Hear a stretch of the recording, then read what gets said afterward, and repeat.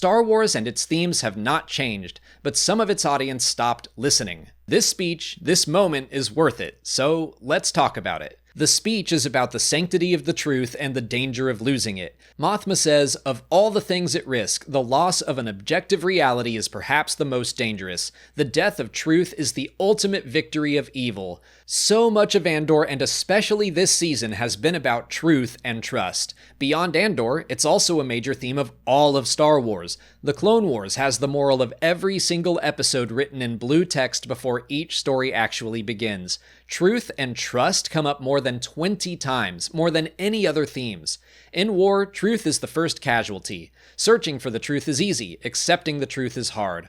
All warfare is based on deception. Struggles often begin and end with the truth. Deceit is the weapon of greed. No gift is more precious than trust. The first step toward loyalty is trust. Trust is the greatest of gifts, but it must be earned. You must trust in others, or success is impossible. George Lucas wanted to pass on to young people watching the Clone Wars many different lessons, but teaching them to separate truth from fiction was one of his biggest priorities, and I cannot think of a more relevant time for that lesson, and not just for young people, but for everyone, especially in the age of social media and algorithms and AI-generated search results and images and video and audio.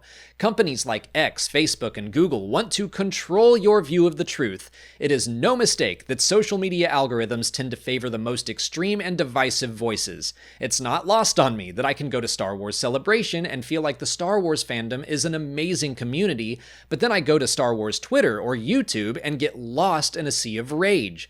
Google used to serve up good search results with answers to questions, but more recently, they've begun serving up personalized results that they think you will want to see and not the results you need to see.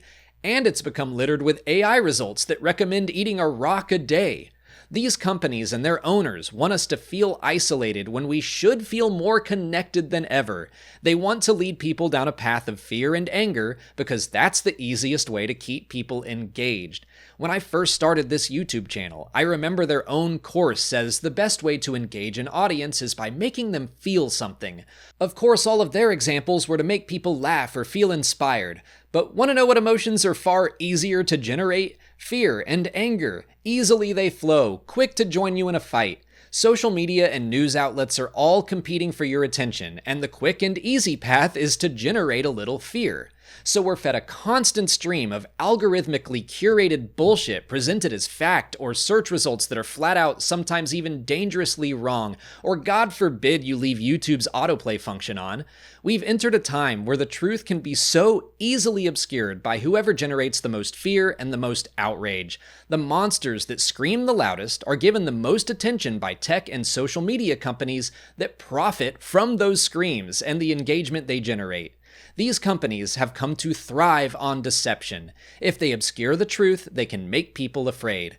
The path of ignorance is guided by fear, and if they can make people afraid of some other group, then they can make people angry at those groups. They can make people hate those groups. Just look at whatever Fox News is outraged about to see what I'm getting at.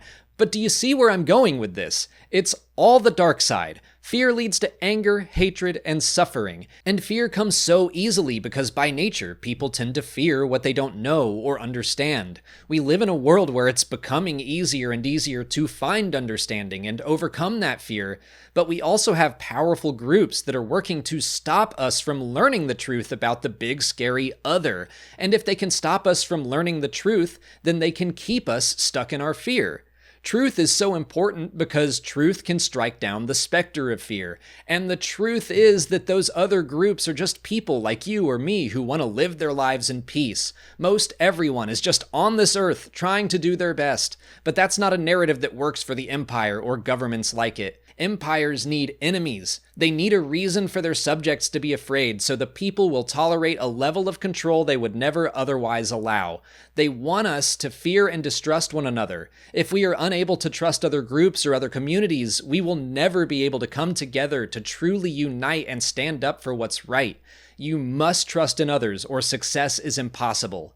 Andor's second season has shown us over and over again what distrust does to people who are on the same side of a fight.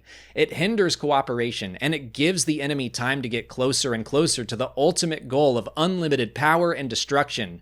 Trust and truth are central to Star Wars, and they have been central to Andor, and I'm so glad Mothma's big speech got to the heart of the issue. And again, I'll speak to the people watching who are mad that I now went on some political rant and put politics into Star Wars.